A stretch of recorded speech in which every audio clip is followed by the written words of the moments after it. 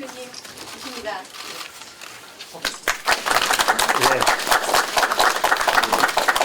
바로 옆에 더불어민주당 경남도당 우리 정명호 위원장님 모셨습니다. 새해 복 많이 받으십시오.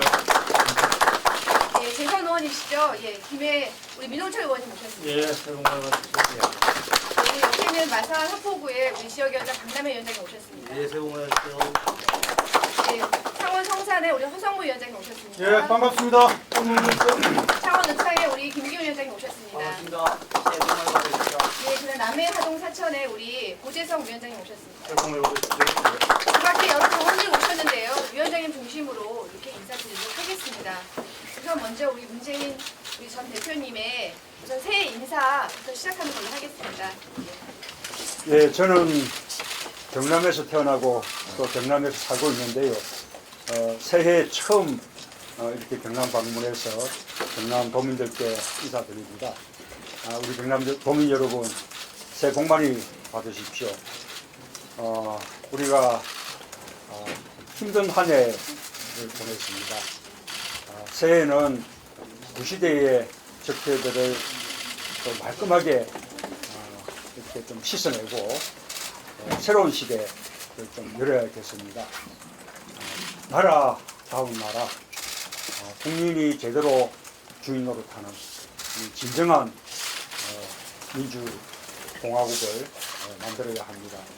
그러기 위해서는 정권 교체가 꼭 필요합니다. 보수 진보의 문제가 아니라 대한민국을 좀 더 정상적인 나라, 상식적인 나라로 만드는 일입니다. 이번 대선의 승부는 저는 우리 부산, 울산, 경남 지역에서 좌우된다고 생각합니다. 우리 경남 도민들과 부산 시민, 울산 시민이 이번 선거 대선을 결정하게 될 것입니다. 정권 교체를 위해서 우리 경남 도민들의 지지와 사랑이 꼭 필요합니다. 함께 주시기를 간곡하게 부탁드립니다. 감사합니다. 저희 우리 문재인 대표님 오늘 우리 기자님들과 약 한 40분 정도 지금 간담회를 예상하고 있습니다. 그래서 편안하게 좀 자유롭게 대표님께 물어보고 싶으신 건 물으시면 될 것 같은데요. 문자를 좀 편하게 좀 저희가 바꿔서 말씀 좀 나누도록 하겠습니다. 괜찮습니다. 예, 그래도 시킨 대로 하죠. 예. 아니 저희 부에서 대표님 안 그만하자, 자신 있어요. 예.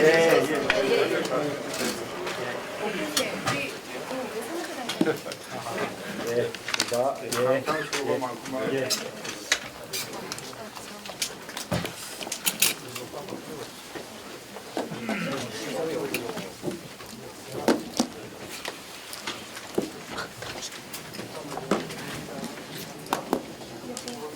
앞에 좀 앉아주세요.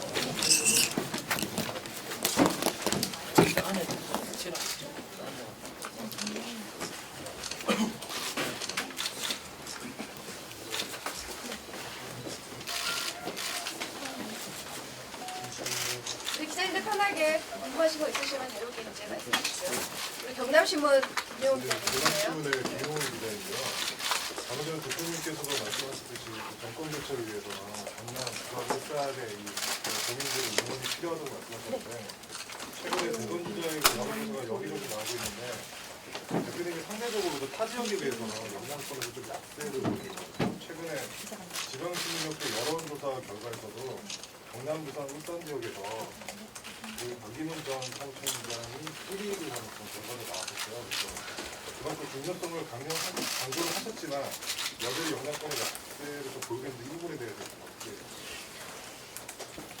예, 요즘 새해 들어서 많은 여론조사 결과가 발표가 됐는데 제가 대체로 앞서가고 있고 또 지지가 또 꽤 오르고 있어서 그렇게 이렇게 힘을 모아주고 계시는 국민들께 깊이 감사드립니다.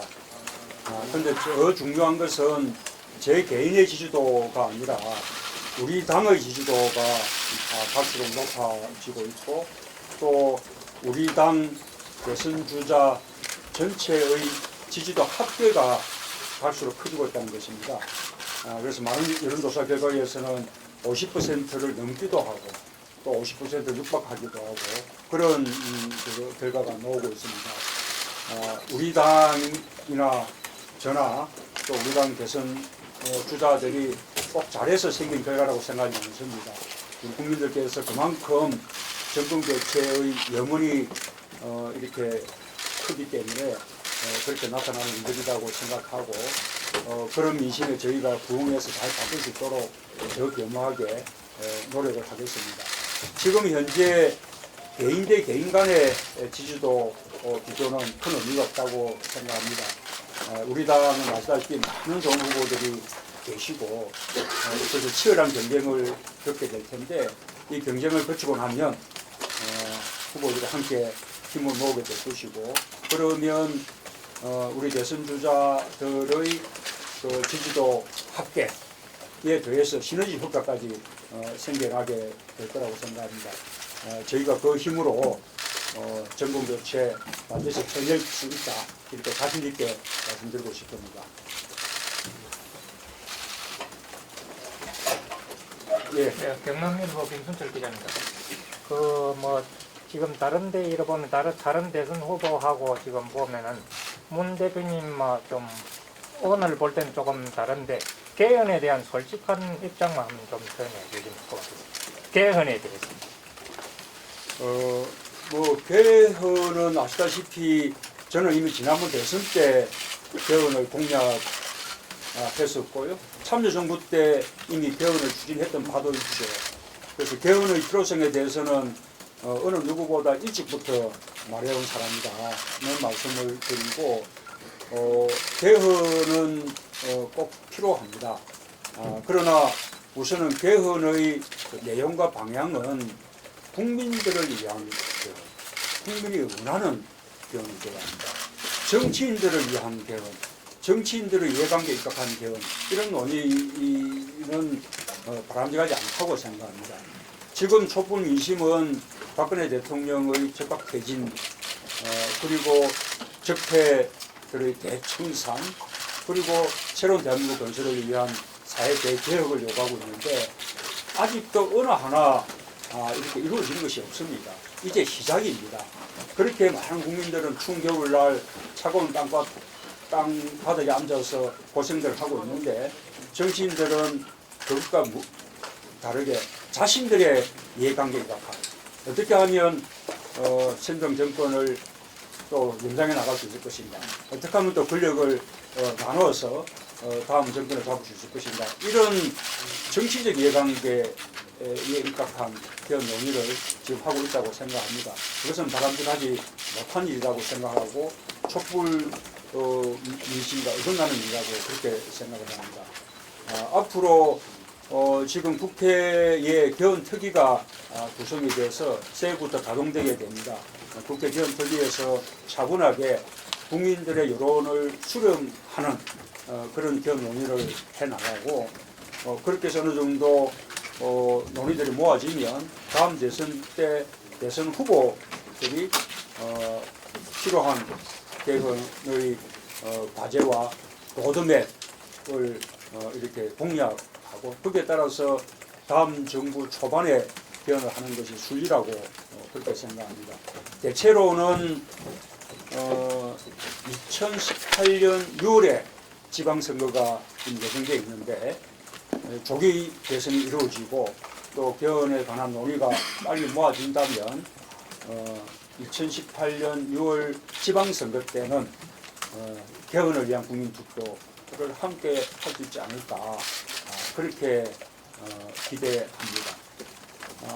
이 개헌의 내용도 좀 더 말씀을 드리면 지금 정치인들은 자신의 이해관계 때문에 또 권력 구조 같은 조금만 지금 이야기들 하고 있는데 국민들이 더 원하는 것은 권력 구조 개편도 중요하지만 국민들의 기본권을 신장하기 위한 개헌 중요하고 또 우리 지역 사람들의 입장에서는 지방 분권을 강화하기 위한 그런 개헌이 또 무엇보다 중요하고 또 우리 선거제도가 국민들의 대표성을 제대로 이렇게 반영하지 못하고 있기 때문에 선거제도 개편을 위한 그런 개헌도 필요하고 또 한편으로 결선투표제 도입하자는 요구가 있는데 결선투표제도 지금 헌법 개정 사항이라고 다들 지금 해석이 되고 있습니다. 그래서 결선투표제를 도입하기 위한 그런 개헌도 필요하고 이렇게 많은 이제 개헌 과제가 있는 거죠. 그런 이제 개헌 과제들을 충분히 다 수렴해야 될 것이라고 생각합니다. 정남 판사로 이호영 기자인데요. 외람된 말씀인데 지금 대선 주자들이 뭐 많지 않습니까? 근데 지금 대표님에서 여쭙고 싶은 게 본인이 생각하는 확률이 몇 프로나 되는지 한번 여쭙고 싶습니다. 대선 확률이 앞으로 나오셔가지고 또 대선 확률이 몇 프로나 되는지 저는 뭐 자신 있게 말씀하십시오. 예. 뭐 제가 가장 앞서가는 후보 아닙니까? 그게 그렇게 다 인정을 해주고 계시다 생각하고요. 그리고 아까 말씀드린 바와 같이 제 개인의 그 지지도가 다가 아니고 우리 당의 많은 좋은 후보들이 이 지지도를 나눠 가지고 있는데 당내 경선이 끝나면 그 지지도가 함께 모아질 것이다. 네. 그게 시너지까지 생길 거다. 그래서 이 정권 교체 이번에 확실하다라고 말씀을 드리고 싶고요. 왜 문재인이냐라고 말씀드리면 저는 우선 세 가지 포인트를 말씀드리고 싶습니다. 첫째는 지금 촛불 민심이 적폐의 대청사 그리고 새로운 대한민국을 위한 사회 대개혁을 요구하고 있지 않습니까? 한마디로 대한민국 근본적으로 변해야 된다라는 겁니다. 저는 과거 민주운동 시기부터 또 시민운동, 인권 변호사 활동 그리고 지금 정치를 하는 지금에 되기까지 평생 동안 세상을 바꾸고자 하는 노력을 해왔습니다. 그래서 이 변화에 대한 의지 이런 부분이 누구보다도 절박하다는 말씀을 드리고 싶고요. 또 하나 저는 검증이 끝난 후보입니다. 뭐 저는 오랫동안 많은 공격을 받았고 뭐 뒷조사도 많이 당했고 그래도 틀어도 면질하지 않는 사람이다. 깨끗하고 청렴한 것만큼 확실하다. 사람은 됐다. 그렇게 뭐 저를 반대하는 분들도 그 점은 인정하고 있습니다. 그렇게 확실히 검증된 후보이고 자신 있다고 하십시오. 또 그런 만큼 또 우리 부정부패 척결 이런 데서도 가장 적임자라는 말씀을 드리고 세 번째는 가장 준비된 후보다. 이 준비된 후보라는 것은 어느 선거 때마다 다 중요합니다만 이번에는 특히 중요한 것이 조기 대선에다가 또 인수위 과정이 없습니다. 대통령 당선되면 원래는 2달가량 인수위 기간 동안 정책을 다듬고 정책 로드맵을 만들고 또 총리를 비롯한 내각을 구성하고 하는 이제 준비 기간이 있는데 이번은 그런 준비 기간 전혀 없이 당선되자마자 곧바로 대통령 직무를 시작해야 됩니다.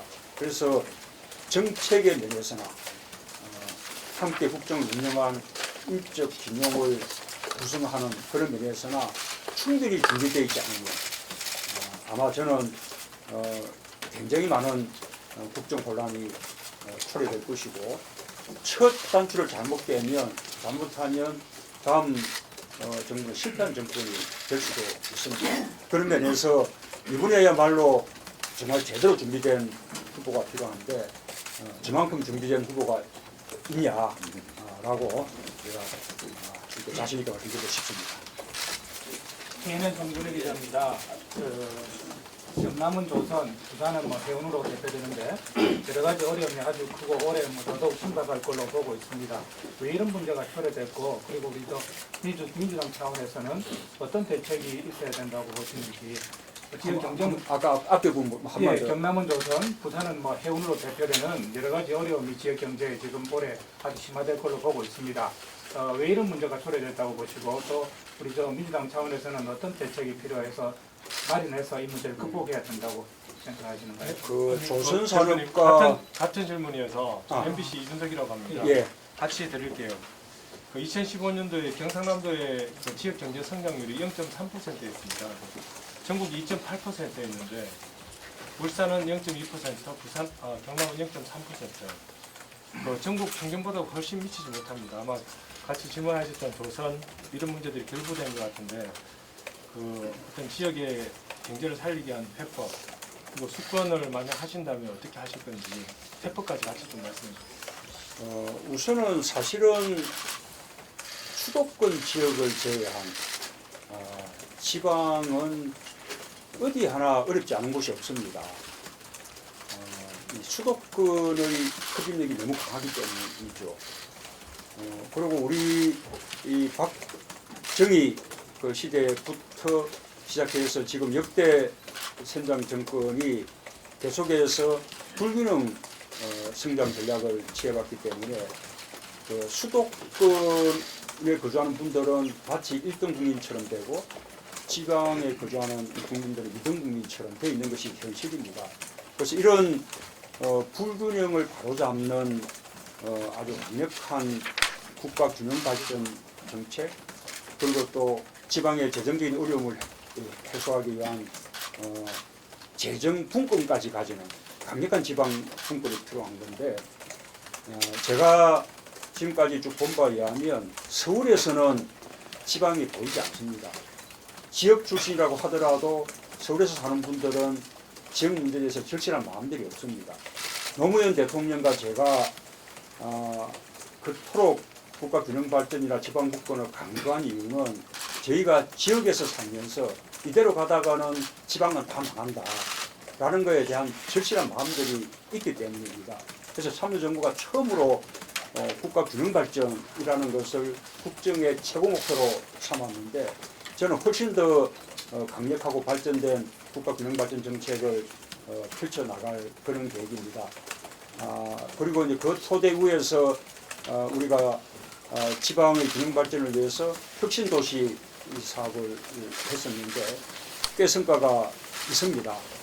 그런데 이 혁신도시가 단순히 공공기관과 공기업만 내려오는 것으로 끝나는 것이 아닙니다. 당초의 구상은 그것을 토대로 해서 연관되는 민간연구소, 공공연구소, 민간기업들까지 다 함께 집적해서 대단히 클러스터를 형성해서 적어도 인구가 수만 명 상대는 자덕도시를 만들자라는 것이었는데 이런 사업들이 이명박 정부 이후부터 아주 지지부진해지고 축소됐습니다.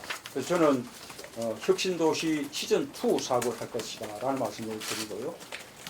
아까 말씀드린 좀 더 강한 지방분권을 위해서 지방분권을 위한 대응까지 필요하다. 저는 그렇게 약속을 드립니다. 이것은 이제 모든 지방에 공통되는 문제고요. 우리 이제 부산 경남은 우리 부산 경남의 경제를 뜻밖이는 우리 조선산업 또는 해운산업들이 무너져서 특히 지금 지역적으로 어렵습니다. 아마 최근 한 1년 사이에 실업자가 가장 많이 발생한 곳이 바로 우리 경남입니다. 안 그래도 지역이 어려운데 조선산업이 무너지니까 경남 경제는 더욱더 기대해 줄 방법이 없습니다. 그런데 사실은 이 조선산업과 해운산업의 장기 불황은 우리만 겪은 것이 아니고 전 세계적인 현상이었습니다. 그렇다면 발빠르게 거기에 대해서 구조조정을 해나가고 그 다음에 세계적인 경기 불황 속에서 우리가 국내적으로 그에 대한 수요를 만들어내서 불황을 견디게 하는 이런 이제 국가 시책이 필요했는데 이명박 박근혜 정부는 그중에서 아무런 대책이 없었습니다. 철저하게 경제에 무능하고 실패한 그런 정권이었습니다. 조선산업의 예를 들면 원래 조선산업은 이 사이클을 탑니다. 보통은 3년 정도 호황이 있으면 3년 정도 불황을 겪고 하는 사이클을 되풀이 해왔는데 이번에는 호황의 기간이 길었습니다. 호황의 기간이 길은 만큼 불황의 기간도 지금 길게 겪고 있는 거죠. 그러나 이제 불황의 끝에 거의 다 왔습니다. 지금 세계 그 해운의 환경 규제가 아주 강화돼서 앞으로 LNG를 연료로 하는 그런 이제 선박들 수요가 크게 늘어날 것이고 그렇게 되게 되면 우리가 LNG를 연료로 하는 선박의 기술에 대해서 우리가 세계적으로 앞서가고 있기 때문에 저는 다시 이 조선 산업의 황을 맞이하고 우리가 조선 강국으로서 이제 위상을 다시 이제 세울 수 있을 거라고 생각합니다.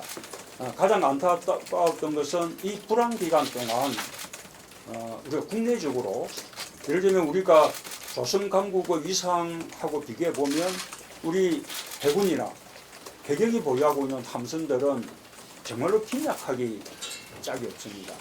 거기서 대대적으로 선박의 발주를 늘려나가고 또 그동안 우리 해운 산업들이 우리 국적선을 보유하지 않고 외국의 선박들을 용선해서 영업을 했습니다. 그 때문에 한진해운과 또 현대 상선이 경영상의 어려움을 겪었던 이유기도 한데요. 그래서 우리 해운회사들이 우리 국적선을 보유할 수 있도록 그래서 국내에서 선박 발주를 또 늘려나가고 거기에 대해서 선박 등등으로 국가적으로 지원하고 또 나아가서는 저는 지난번 대선 때 전남 서남해안을 비롯해서 또 제주도 오는 근처에 대단히 해상 풍력 발전단지를 만들겠다 그렇게 공약했습니다. 박근혜 후보도 똑같은 공약을 했습니다. 그게 만약에 사업이 제대로 시행됐다면 그것은 그야말로 해양렌트 산업의 국내 수요를 아주 대규모로 창출하는 그런 일이었거든요. 그러나 박근혜 정부는 그 공약을 다 폐기하고 지키지 않았습니다. 이런 식으로 불황기에 우리 조선 산업을 견디게 할 수 있는 이런 시책들이 필요했는데 이명박 박근혜 정부는 그런 것도 하지 못했고 구조조정도 제대로 하지 못했고 그래서 지금 우리가 조선 산업의 어려움을 겪고 있는데 조금만 참고 견디면 다시 좋은 경기를 맞이할 수 있을 것이다 라는 그런 말씀을 드리고 싶습니다. 해운 산업은 아시다시피 이것은 물류, 하역 그리고 또 우리 부산항을 세계 3위의 환적항으로 만드는 그런 하나의 기반이었습니다. 제가 특히 분노하는 것이 지난번에 한진해운 법정관리 신청을 한 과정을 보면 그것이 물류라든지 부산항의 위상이라든지 하역업체라든지 이렇게 불을 미치는 효과들을 생각한다면 범정부적인 그런 식의 대책 계획을 정말로 수없이 해서 판단하고 결정해야 돼요. 그러고 필요한 여러 가지 대책을 함께 강구해야 돼요. 그런 과제인데 박근혜 정부는 단 한 번의 범정부적인 대책이 없이 오로지 금융위원회가 단독으로 한진해운의 법정관리 신청을 결정을 했는데 그 검토 보고서를 보면 한진해운의 법정관리가 가져올 여러 가지 물류상의 피해라든지 여러 하역업체들에 미칠 영향이라든지 이런 그 부산항의 위상에 미칠 영향이라든지 이런 점에 대해서는 아무런 고려를 하지 않고 오로지 금융시장에 미칠 영향만 판단해서 그렇게 가볍게 결정을 한 것입니다. 정말 박근혜 정권의 경제무능 실패의 가장 극단적인 단면을 저는 보여주는 것이라고 그렇게 생각합니다. 국제신문 전문입니다. 예. 국제신문 전문입니다. 처음 말씀하실 때 거제에서 태어나서 경남에 태어나서 경남 살고 계신다고 했고 부산에서 학교 다니시고 국회의원도 하시는데 연로사를 보면은 확실한 지역 기반을 못 가진 게 있습니다. 특히 PK에서는 문 대통령을 PK 아들로 생각하는 않는 그런 현상도 이렇게 보고 있는데 왜 그런 현상이 있을까요? 그러나 지금 우리 불경 지역의 변화는 기적 같습니다. 과거에는 뭐 우리가 불경 지역에서 정말 국회의원 자리 한 자리 우리가 이렇게 엄두를 내지 못했는데 지난번 총선에서 부산에서 5석, 그다음 경남에서 우리 당으로 3석, 또 우리 당과의 단일화를 통해서 한 석, 또 울산에서 단일화를 통해서 2석, 이렇게 모두 11석의 우리가 의석을 만들어 냈습니다. 완전하진 않지만 이제는 우리 정치의 지역구도를 우리 불경 우리 시민들께서 지금 허물고 계신 것이죠.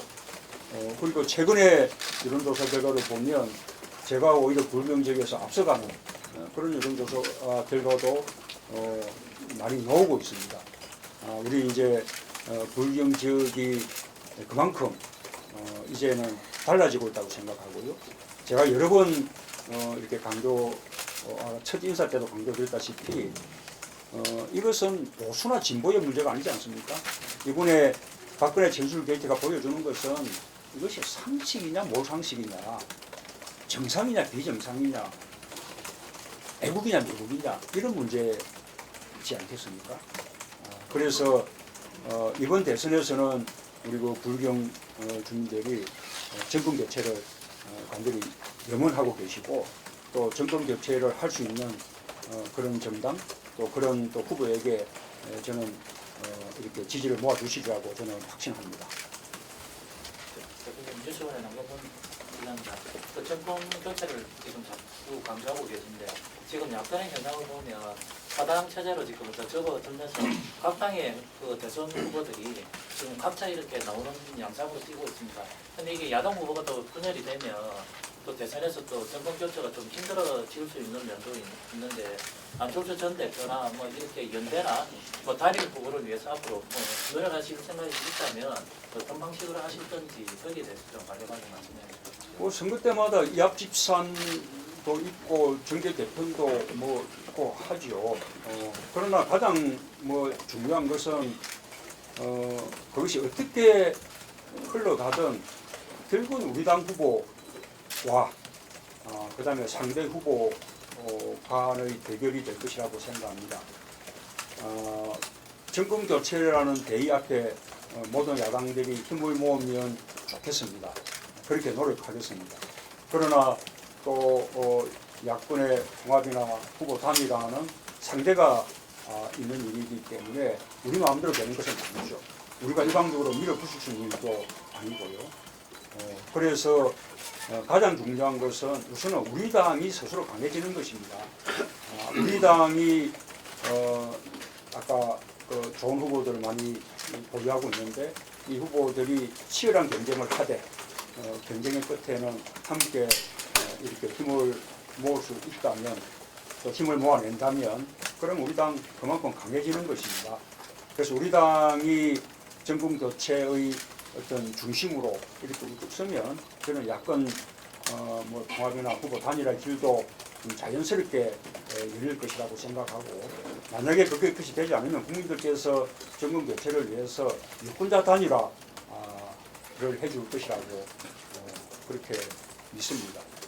어쨌든 정권 교체라는 대의 앞에서 모든 야권 세력들이 함께 힘을 모으기를 저는 바라고 노력을 하겠습니다. 차제에 하나만 더 말씀드리면 지금은 새누리당에서 떨어져 나온 이른바 비박당까지도 뭔가 박근혜 정권과 차별화하면서 야권인 것처럼 뭐 그렇게 이제 주장할 수도 있는데 저는 남아 있는 친박이나 떨어져 나온 비박이나 뭐 아무런 차이가 없다고 생각합니다. 이명박 박근혜 정권의 그 실패에 공동책이 있고 이명박 정권 시절에는 비박이 좀 더 힘을 가졌다가 박근혜 정권 시절에는 친박이 좀 더 힘을 그런 관계에 지나지 않지 않습니까? 이런 박근혜 최순실 게이트에 대해서도 거의 공범으로서 책임이 있는데 이제 와서 떨어져 나와서 마치 개혁 보수 이렇게 이제 칭하고 있는 것은 정말로 호박에다 불을 걷고는 수박이라고 우기는 것이나 징계없다고 저는 그렇게 생각합니다. 이런 가짜 보수 세력에게 국민들이 다시는 속지 말아야겠다 그렇게 말씀을 드립니다. 동아일보 관중입니다. 민주연구원에서 만들었던 문건 때문에 좀 논란이 조금 남아 있는 것 같습니다. 그거에 대한 대표님 의견 좀 해주시면 개명이 다 된 것 같은데요. 됐습니다. 원래 이제 그 문제는 아마도 어떤 일부 언론의 이제 보도 때문에 그것이 친문 사이에만 이렇게 돌려본 거 아니냐 그런 아마 오해가 있었던 것 같습니다. 그러나 그 이후에 제대로 이렇게 당에서 해명한 바에 의하면 그 문건은 당 지도부 전체에게 다 배포가 됐고 그래서 최고위원들 뭐 모두가 다 동의했다는 것이고 그 다음에 또 각 후보 대선 주자들 쪽에도 다 함께 전달이 됐다는 것이거든요. 정작 저는 우리 캠프에는 왔다고는 하는데 저는 그 시기에 뭐 저 전주 가고 광주 가고 이러느라고 사실은 이제 문건을 보지 못했습니다. 요즘은 뭐 여론조사 뭐 결과라든지 또 이런저런 뭐 보고서들이 막 쏟아져 나오는 시기여서 저는 정작 뭐 이게 내용을 보지는 못했는데 어쨌든 그것이 뭐 친문끼리만 돌려봤다 이것은 뭐 전혀 사실이 아니라는 걸 다시 한번 말씀드립니다. 네, 창원일보 정경민 기자입니다. 오늘도 지방분권 문제를 몇 차례 말씀하셨는데요.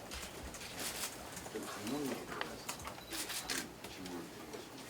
지금 현재 지방행정체제가 정부와 광역지자체와 중앙지자체로 사문화됐습니다. 그거를 전에 이제 김수관 전 경남지사께서 이원화해야 된다.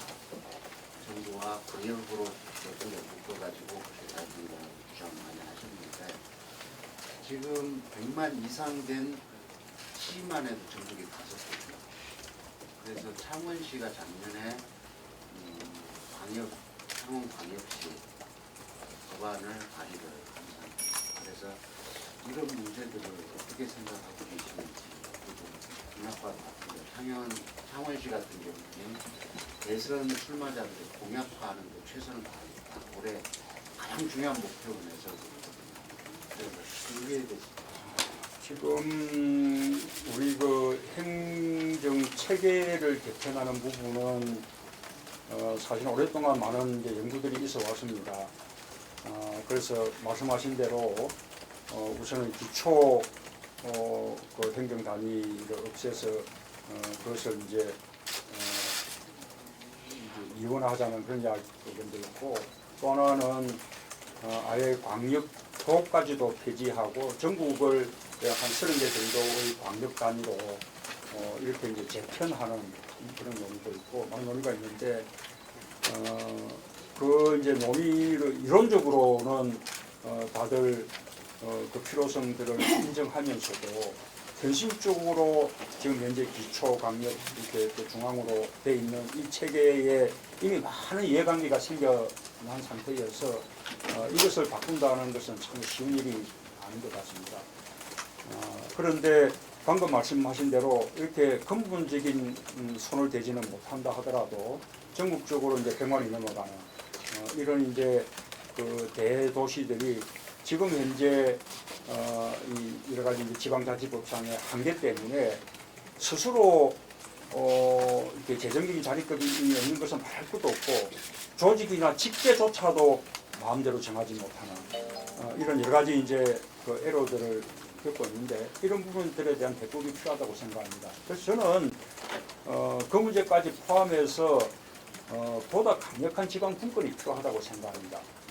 이 지방분권의 핵심은 우선 지방이 재정분권을 가져야 되고 그리고 또 그 행정 어떤 단위의 이렇게 조직이나 직제나 그 다음에 인원들을 자율적으로 결정할 수 있는 이런 좀 자주 조직권도 이렇게 가지고 이른바 조금 연방정부에 준하는 그런 정도의 강력한 권한들을 지방정부가 가져야 한다고 생각합니다.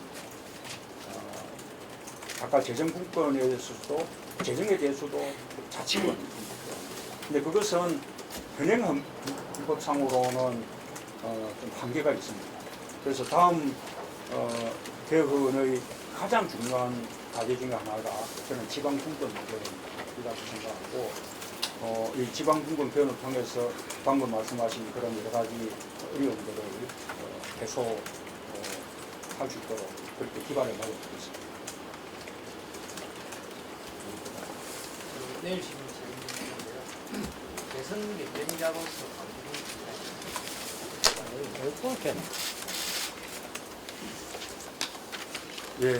저는 사실은 반기문 총장님은 저하고 참여정부 때 꽤 오랜 기간 함께 일을 했습니다.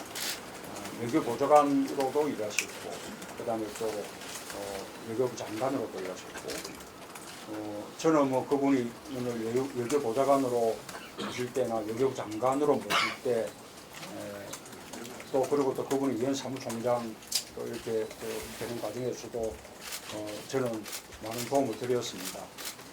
그런 관계에서 제가 이제 그분을 이렇게 평가한다는 게 조심스러운데, 이제는 이제 경쟁할지도 모르니까 이제는 그냥 기본적인 평가 정도는 말씀드려야 되지 않을까 싶습니다. 우선 저는 이렇게 생각합니다. 지금 현재 촛불 민심은 아까도 말씀드린 바와 같이 적폐의 대청산 그리고 사회 대개혁을 바라고 있는데, 과연 이분이 변화라는 면에서 적합한 분이냐.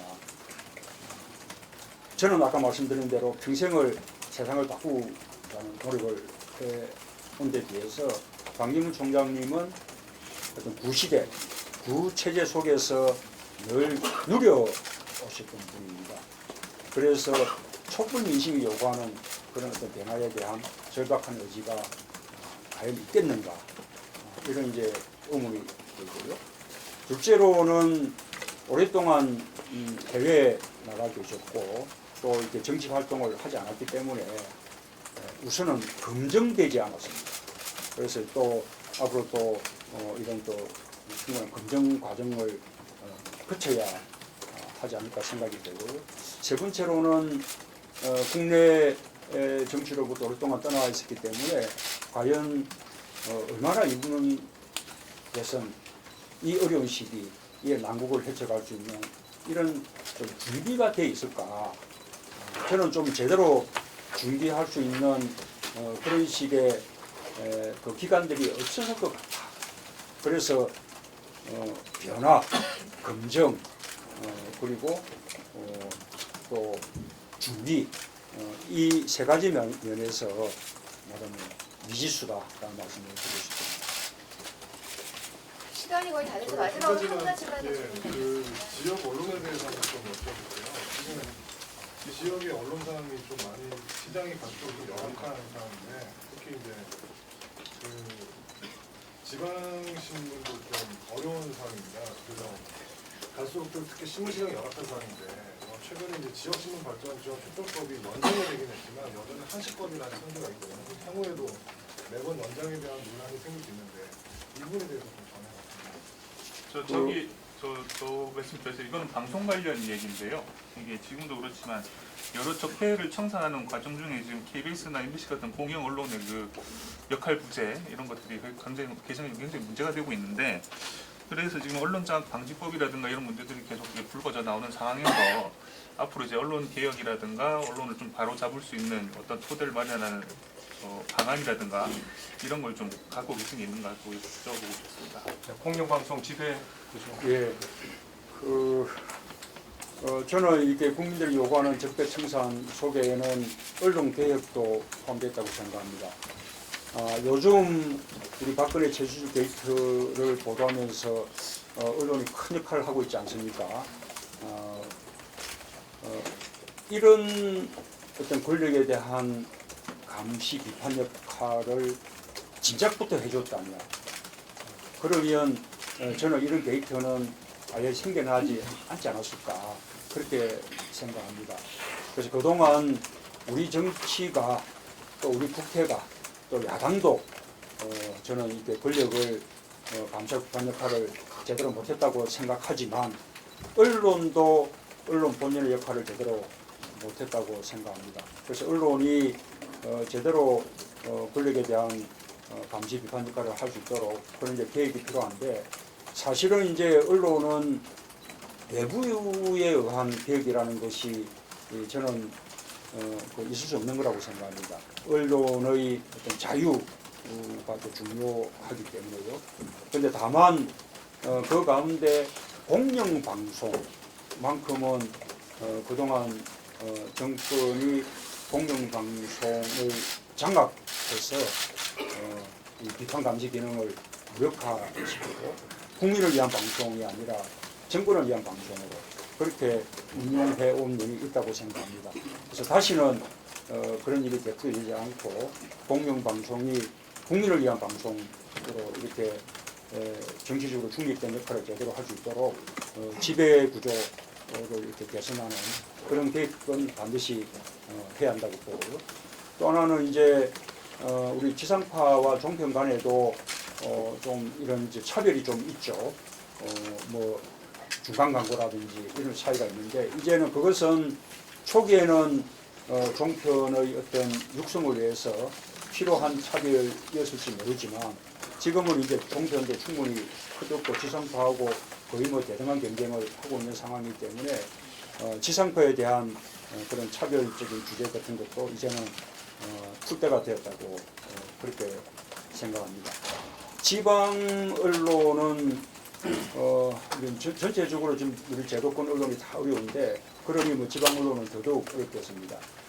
참여정부 때 지방 언론을 지원하는 그런 특별법을 만들고 그러기 위한 기금도 마련하고 했었는데 사실은 그것이 시작이고 그것을 점점점 키워나가야 되는데 그거 역시 또 이명박 정부 때부터는 거꾸로 갔었습니다. 그래서 지방 언론을 제대로 좀 키울 수 있는 그런 체계적인 제도적인 지원 방안도 마련하겠습니다.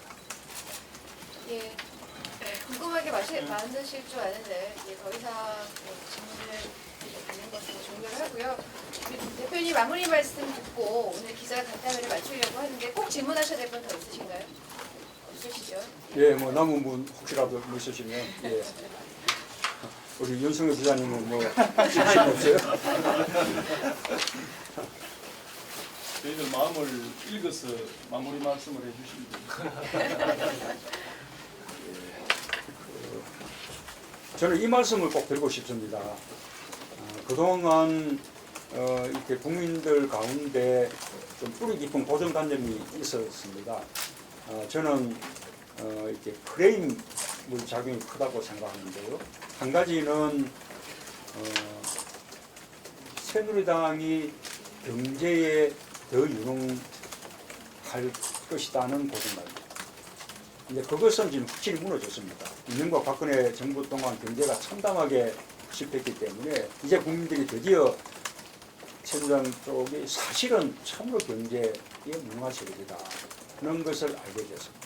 실제로 김대중 노무현 정부의 경제 성적과 이명박 박근혜 정부의 경제 성적을 비교해 보면 모든 경제 지표에서 김대중 노무현 정부의 경제 성적이 월등 좋습니다. 뭐 경제 성장률, 뭐 수출 증가율, 국민소득 증가율, 하다못해 뭐 주가 지수, 뭐 실업률, 고용률, 외환보 유고 증가율, 뭐 어떤 지표를 들여다봐도 김대중 노무현 정부의 경제 성적이 월등 좋습니다. 그래서 경제는 새누리당이 무능하고 더불어민주당이 더 유능하다 이 말씀을 드리고 그와 함께 여전히 강하게 남아있는 고정관념이 그래도 안보만큼은 또 새누리당이지 라는 고정관념이 있습니다. 그래서 새누리당은 또다시 이번 대선을 안보 프레임으로 색깔론으로 그렇게 끌고 가려고 끊임없이 노력을 합니다. 그러나 안보도 우리 언론에서 한번 냉정하게 판단해 주시기 바랍니다. 김대중 노무현 정부 시절의 안보 불안한 점이 있었습니까? 남북관계 평화롭지 않았습니까? 우리가 전쟁을 걱정했습니까? 적어도 한반도에 다시는 전쟁만큼은 없겠구나. 그렇게 우리가 확신하지 않았습니까? 금강산, 대성공단 북한 땅으로 우리 경제가 진출에 들어가서 북한 땅에서 우리가 경제 활동을 해냈지 않습니까? 그래서 시장 경제를 북한에 확산시켜 나가고 우리 체제가 훨씬 우월하다는 것을 북한에 보여주고 북한을 우리에게 의존하게 만들고 그래야 평화 통일이 되는 거죠. 그런데 이명박 박근혜 정부 어떻습니까? 남북관계 사상 최악으로 파탄냈고 그동안 이뤘던 남북 발전의 성과를 한꺼번에 다 까먹고 전쟁 나지 않을까 걱정하게 되죠. 그 아까운 개성공단까지도 다 폐쇄시켜버렸고 북한하고 대결 정책을 통해서 오히려 북한을 중국에 의존하게 만들었습니다. 중국의 북한의 급변 사태가 생겨난다 해도 북한이 이제는 중국에 가서 의존하게 만드는 거 아닙니까? 북한 핵 문제, 우리 국민들의 생존이 달려있는 그런 문제인데 북한 핵이 무기화 될 때까지 지금 보도화되고 있는 동안 이명박 박근혜 정부가 도대체 한 일이 뭐가 있습니까? 북한을 비난하는 것 말고는 한 일이 없죠. 북한하고 대결 정책을 통해서 오히려 북한 핵을 촉진한 것 같은 결과가 된 거 아닙니까? 그래서 새누리당이야말로 안보도 무능한 세력이다. 더해서 이명박 박근혜 정부 기간 동안 우리 고위공직자 인사청문회 할 때마다 우리 국민들은 지겹도록 봤습니다. 어떻게 한결같이 장관 후보들이 병력을 면탈한 병력 비리가 있거나 위장 전입했거나 부동산 투기를 했거나 세금을 탈루했거나 논문을 그죠? 표절했거나 그런 사유가 없는 후보가 아예 없었습니다. 그러니 자기 의무는 국민으로서의 의무는 전혀 이행하지 않고 반칙으로 특권만 누려왔던 그런 세력이 선정 세력 아닙니까? 한마디로 애국심도 없고 국가관도 부족하고 가짜 보수 세력이다. 그렇게 말씀드립니다. 떨어져 놓은 비박도 마찬가지입니다. 이제 가짜 보수 세력에게 속지 말고 안보도 국가관도 애국심도 더불어민주당이 더 확실하다. 그렇게 평가해 주시기를 부탁드립니다. 감사합니다. 북한의 답변을 짧게만 해주십시오. 예. 프레시안의 김정상 기자입니다. 네. 오늘 아침에 정병국 신당 청장 김위원장이 보고수문권 보험관에 이야기를 하면서 제1체 순실 그림자가 문전 대표 주변에서 어른거린다는 이야기가 나온다. 뭐 이렇게 비판을 하셨거든요. 여기에 대해서 한번 한 말씀 하신다면. 그게 그 개인들이 쓰는 보고서입니다. 그 개인 의견이라는 게 명시되어 있어요. 그러니까 민주정책연구원의 그 용역이 그냥 특정 개인에게 주어지는 거기 때문에 뭐 경우에 따라서는 그 부분의 개인적인 견해가 담길 수 있는 것이죠. 그렇게 다 전제하고 보는 것입니다. 그래서 뭐 특별한 뭐 같지 않고 그분이 제가 가장 앞서가고 있으니 일단 이게 그런 상황까지도 상정하면서 보고서를 쓰실 수는 있죠. 제가 사실은 내용을 보지 못해가지고 그 말씀에 제가 정확하게 답을 잘 못하겠어요. 그냥 원론적으로 그렇다는 말씀을 그런 드립니다. 말씀을 정병국 주진위원장이 그렇게 선언을 하셨는데 거기에 대해서 대표님 정병국 씨가 정병국 의원이 이렇게 이야기했다는데 잘 모르겠습니다. 대표님 구설을 못 봤습니다. 여기까지만 하시죠. 예. 제일 중요한 왜 오셨고 또 일정을 왜 빨리 올라가시는지 그 말씀만 간단히 해주세요. 예, 오늘 대표님 왜 갑자기 일정을 빨리 서울에 왜 오셨고 올라가시는지. 왜 빨리 올라가시는지. 예. 제가 요즘 오늘 경남에 오신 이유, 네. 그리고 예, 또 빨리 올라가신 가시죠. 부분에 빨리 대해서. 가시죠. 이유. 제가 경남에 오는 것은 너무나 자연스러운 거죠. 저희가 어제 그래서 뭐 예. 경남은 제가 뭐 기회 있을 때마다 늘 오고 있고요. 부산도 마찬가지입니다만 그 제가 요즘 우리 촛불 민심이 요구하는 어떤 이제 적폐 청산 또는 대개혁 그런 이제 과제나 비전에 대해서 매주 지금 한 건씩 발표를 하고 있는데 내일도 어떤 권력기관 적폐 청산에 대해서 이런 뭐 자담의 형식으로 발표를 할 계획으로 있습니다. 그래서 이제 그 원고 좀 준비해야 되고 그래서 오늘 제가 욕심냈던 일정도 다 하지 못하고 빨리 그걸 갖고 있는 상황이 됐는데 그래서 다시 또 조만간에 빨리 내에 다시 또 올 것입니다. 대표님 오늘 오신 거는 우리 경남 기자 여러분들과 새 인사를 좀 나누고 싶어서 오셨는데요. 조만간 또 빠른 시간 내에 다시 한번 찾아뵙도록 하겠습니다. 함께해 주신 여러분 감사드리고요. 새해 복 많이 받으십시오. 고양 기사분들 한 시간 박수 한번 주십시오.